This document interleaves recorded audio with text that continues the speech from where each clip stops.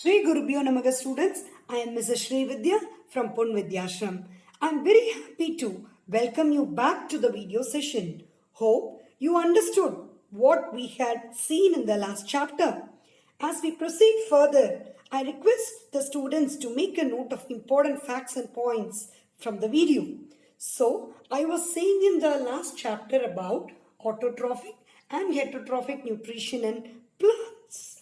Now, we are going to learn the heterotrophic nutrition in animals and human beings elaborately. What do you mean by heterotrophs? Animals which depend upon plants for their food is called as heterotrophs.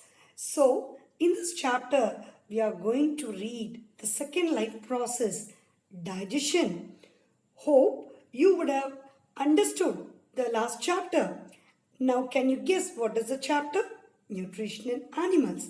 Can you identify this picture? In the films, you would have seen the DNA test.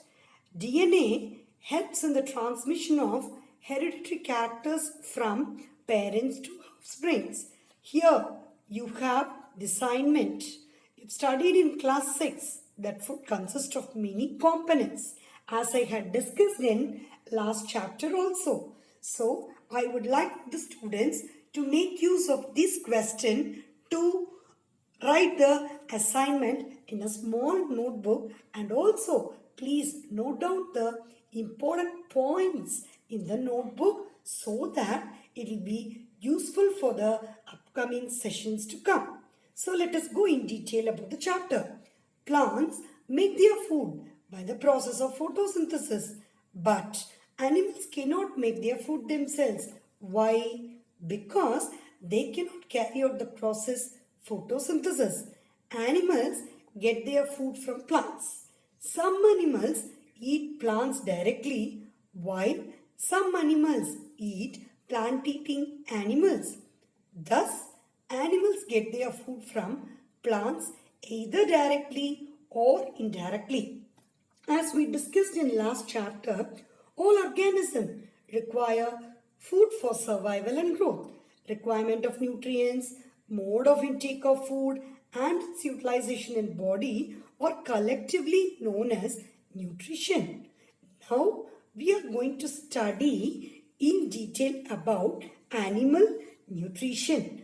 As we had discussed about the nutrients in the last chapter, different organisms takes food in different.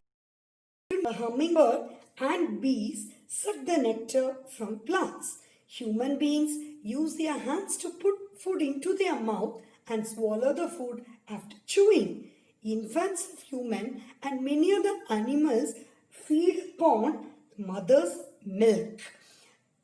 A snake swallows the animals they prey upon without chewing them. Spiders weave sticky web in which small insects get stuck. A frog catches its prey with its sticky tongue. Next, you have an important, interesting multicellular organism here, Hydra. Can you identify the picture here? We can see the finger-like outgrowths in Hydra that is called as tentacles. Tentacles around its mouth for ingestion of food, which we are going to see in detail in the upcoming slides. What do you mean by ingestion? Taking in food is called as ingestion. Now students, we have some interesting facts which is going to benefit for you, which again we are going to see in the upcoming slide. An amoeba does not really have a head or a body. It's kind of like a ball of nothing. An amoeba can cause a person to get diarrhea. In simple, we can call amoebic dysentery. The amoeba captures its prey by enclosing the microorganism with its body, then engulfs the prey. The amoeba reproduces by dividing itself into two. This process is known as binary fission, which we'll be seeing in the upcoming chapter. Thus, it can be argued that technically the amoeba never dies. today's session we will be studying the nutrition in amoeba in detail. Now we have the interesting information about hydra. Hydra, also called the linen hydra, and you had seen that finger-like outgrowths, the tentacles, right? Like that, you have an interesting information here. It has a gigantic water snake-like monster and it has 9 heads. Now, let us go in detail about the nutrition in hydra. It's a simple multicellular animal. It has a number of tentacles which are used for ingestion of food, which we seen in the last slide. These tentacles take the small aquatic animals and kill them with their stinking cells. After this, they push them into their mouth. These juices digest the food and the digested food goes into the organism. Now, let us see the classification of animals based on their food habits.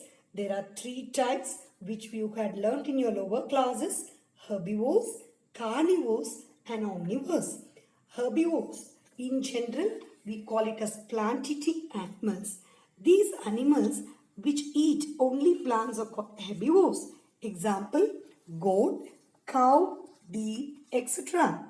Those animals which eat only other animals as food are called carnivores. Example, lion, tiger, etc.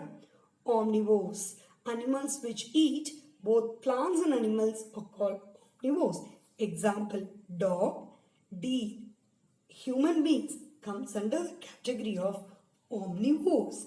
And you can see in the slides the examples of herbivores, carnivores and omnivores. Now let us discuss the nutrition in paramecium. What is a paramecium? So everybody are aware of amoeba. It is a simple unicellular organism. Like that, paramecium also comes under the category of unicellular organism which lives in water. Paramecium uses its hair-like structure, you can see in the picture, called cilia, to catch its prey. Now, let us see the mode of nutrition in amoeba and human beings. The mode of nutrition in amoeba and human beings is holozoic nutrition.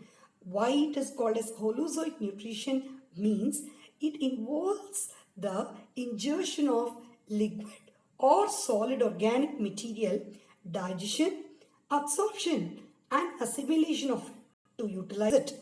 It includes taking in the complex substance like carbohydrates and converting them into simpler forms. This consists of holonutrition consists of 5 stages: ingestion, digestion, absorption, assimilation and egestion. So we are going to study in detail about the digestion in humans and also in amoeba. Now, as we discussed in the last slide, these are the 5 steps that is involved in holozoic nutrition: ingestion, digestion, absorption, assimilation, egestion. We are going to study each one of them in detail. What do you mean by ingestion? Taking in food is called as ingestion.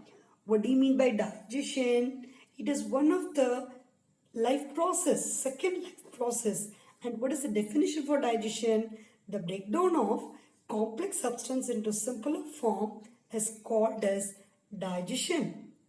Absorption, process by which soluble molecules present in the digested food passes into the body fluids like blood, is called capillaries. In humans, absorption takes place in small intestine. Assimilation, the process in which the absorbed food is used for producing energy and growth, is called assimilation. Last one is egestion, the process by which the undigested food materials is thrown out from our body is called ingestion. All these 5 steps is carried out in amoeba and also in human beings. Now let us discuss about the nutrition in amoeba. It is a microscopic organism which consists of only a single cell. It is a unicellular organism. It is mostly found in pond water. It eats only plants and animals.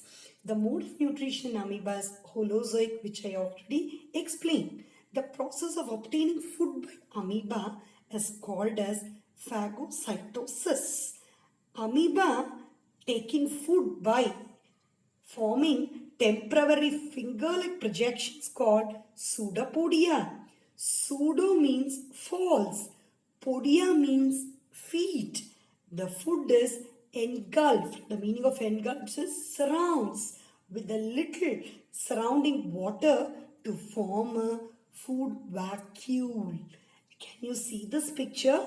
These are the steps that is involved in the nutrition in amoeba. Ingestion, how it engulfs its food. The second step, you can see pseudopodia. It can engulf the food by surrounding the food material. Now, we can see how the food is digested in amoeba. The food is digested in the food vacuole by digestive enzyme which break down the food into simpler form. Nutrition in amoeba. It is a unicellular organism, engulfs tiny particles of food by false feet, that is pseudopodia. Pseudopodia joins to form food vacuole. Food is digested by digestive juices, then provides energy, that is assimilation. Then wastes are removed by ingestion. Now you have an interesting fact here. The world's smallest herbivore is featherwing beetle. It measures just 0.00127 inches according to Discovery. Now, the animals that eat wood exclusively are called xylophages. Termites and Asian longhorn beetles are examples of xylophages. Beavers are not xylophages. In addition to wood, they also consume leaves, roots and aquatic plants. You have all these interesting facts in order to make the session more interesting. Now we have amazing fact about the starfish. Do you remember starfish? We went for the field trip to Marine Kingdom. That time we saw the starfish. It feeds on animals covered by hard shells of calcium carbonate. After opening the shell, the starfish pops out its stomach through its mouth to eat the soft animal. Now you have the interesting session in order to revise yourself for this session. Hope you would have enjoyed this session. Let us meet in the second session with the nutrition in human beings, which is going to be more interesting. Thank you, children.